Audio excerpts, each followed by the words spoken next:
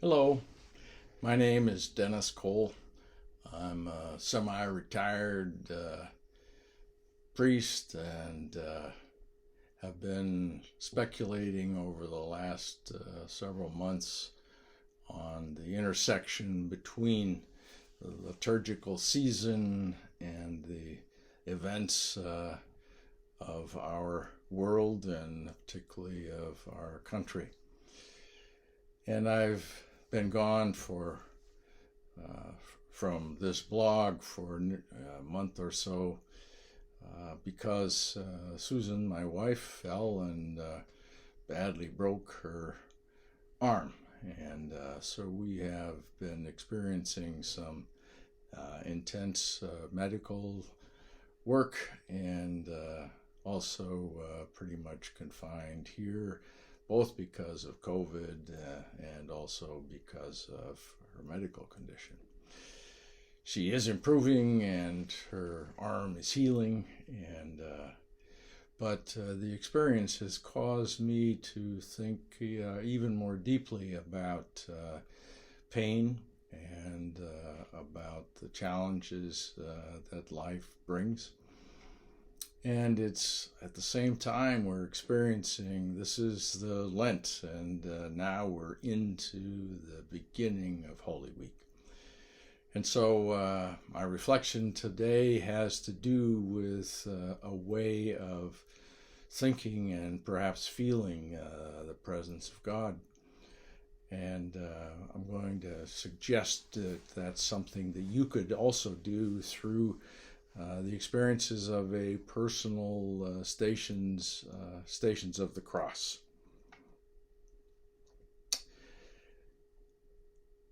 On one side, there is this incredible, in our life, challenge because of the physical limitations and the pain and some of the isolation. And on the other hand, I have this image in my mind. We have some difficult steps coming into our house, and we put in a new railing. And to see, even in the rain, people walking down those steps carrying a basket or a box covered with a cloth, and underneath that is a meal. And actually, it turns out to be more than one meal in one of those boxes. And it strikes me that there's an image there.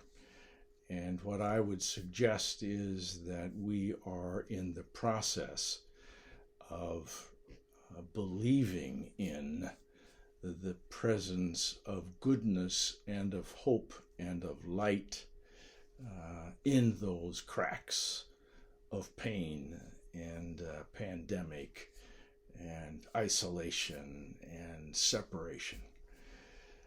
And so when I think about Lent, it's to begin to believe in the power of that light, which of course is God. That light penetrating into the darkness or the division or the depression that some of us are experiencing. And now we're into Holy Week.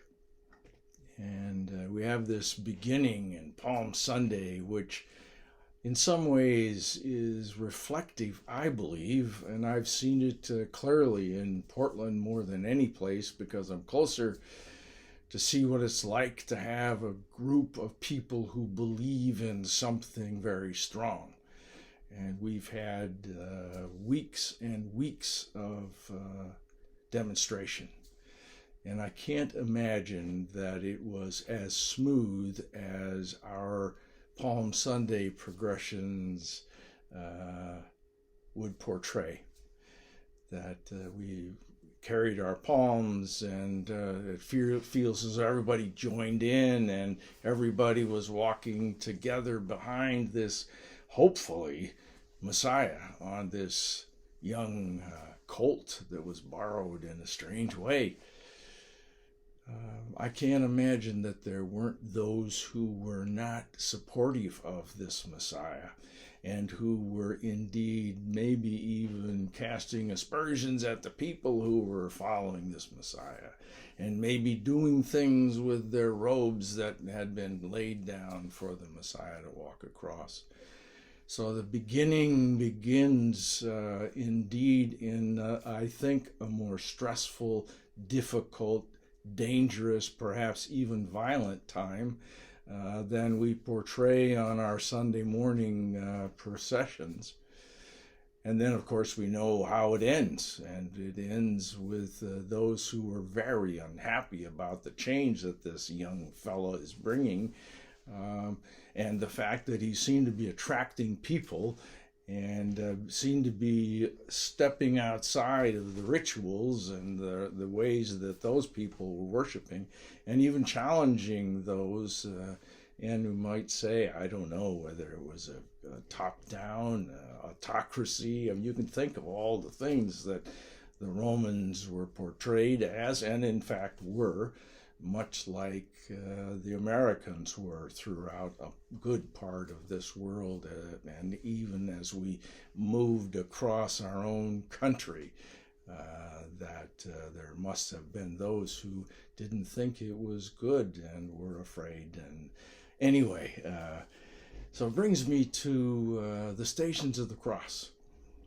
We have a beautiful set, Stations of the Cross, at St. Luke's Episcopal Church in Vancouver, that were given in by Orm Kellett, Father Orm Kellett, who was a wonderful man, educated brewmaster. I mean, he did all kinds of things, and became a priest, and was one of those that people looked up to, and he gave this set of the Stations of the Cross, and they are around the sanctuary, and part of Holy Week is to walk the journey of those Stations of the Cross and to see what happened during this Holy Week and this time, and of course ending in the crucifixion and the impact of that on family and on friends. And it strikes me that perhaps this year, when that is not as available, and also in light, I must say, Susan and I, when we were in Slovenia several years ago, went into a church and saw this more traditional view of the Stations of the Cross, and were impressed by that, but looked above it, and there were very colorful portrayals in more abstract and less obvious ways. And we learned about this the artist Mira Krimpotnek, and we actually then found out where her studio was, and she and Susan had this wonderful conversation, and we've got a book of her beautiful artwork. And so she did some very abstract artwork that's gorgeous and colorful, and also restored very traditional pieces from many, many years ago. I like that imagery of taking these religious themes, making them even clearer and brighter, and at the same time making your own ideas and emotions of those. So I'm inviting you to think of your own Stations of the Cross this year. And it's those places where, even in the midst of a terrible setting, we can begin to feel that there is the light, the hope, the presence of God, even in that. And in some other settings, perhaps, where it is much clearer and more obvious. One of those scenes for me would be our border now with Mexico.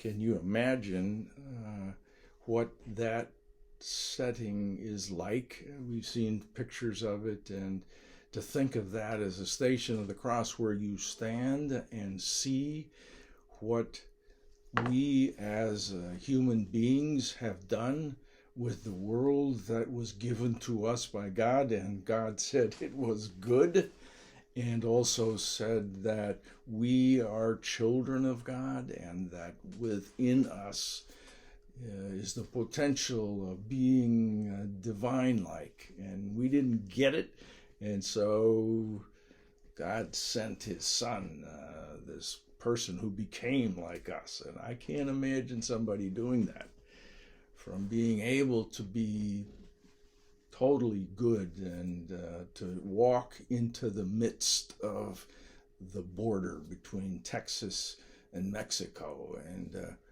what does that station look like? Where are the light that's coming through those terrible cracks in what we've done with each other?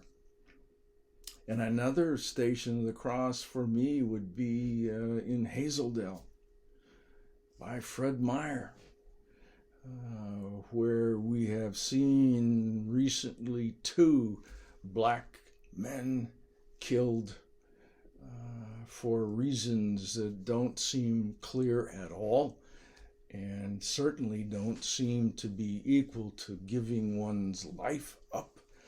And suddenly they're gone, and in our own community. So we're saying, so where in this station is the presence of God?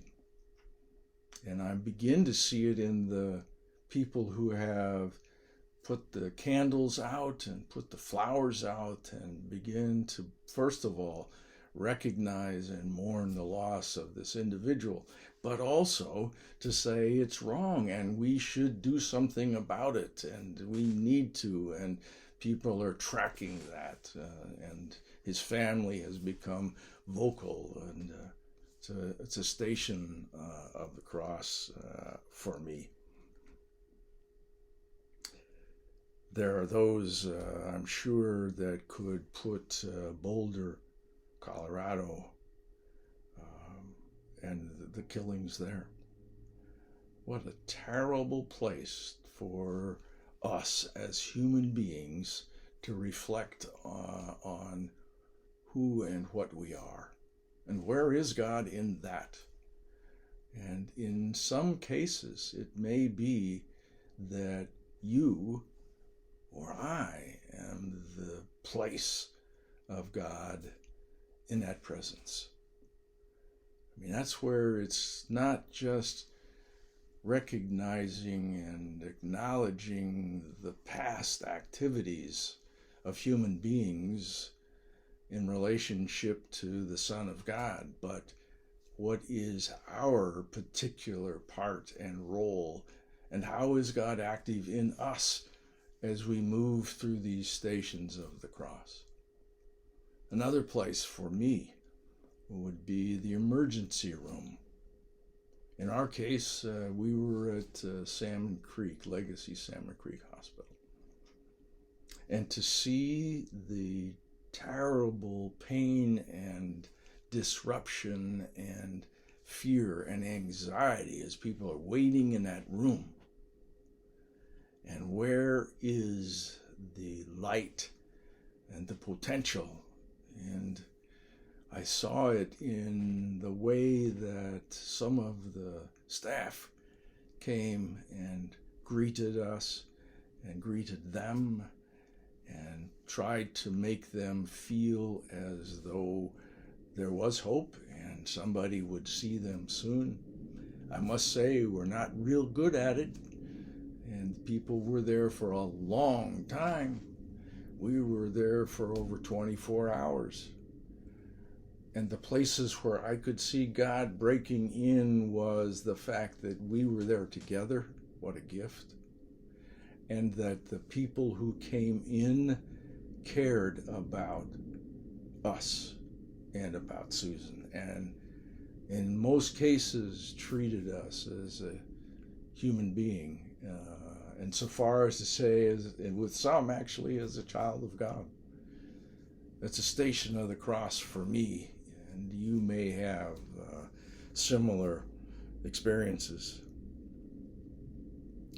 One that I will never forget is the interaction as people in Randall Children's Hospital over by Emmanuel in Portland, and how it's a new children's hospital, and families coming in with their, in this case, several adolescents who clearly were either from birth or from something else facing real challenges, whether mental challenges or physical challenges, and were teenagers at the same time. And I could only imagine the amount of love that those families must have to continue to be caring and looking after this child now becoming an adult, and what that means for their future. And then to see the interaction again of those staff at that time providing light in the cracks of the difficulties of their child, to see that through that we could see ways in which love was occurring. It's a very powerful station of the cross for me.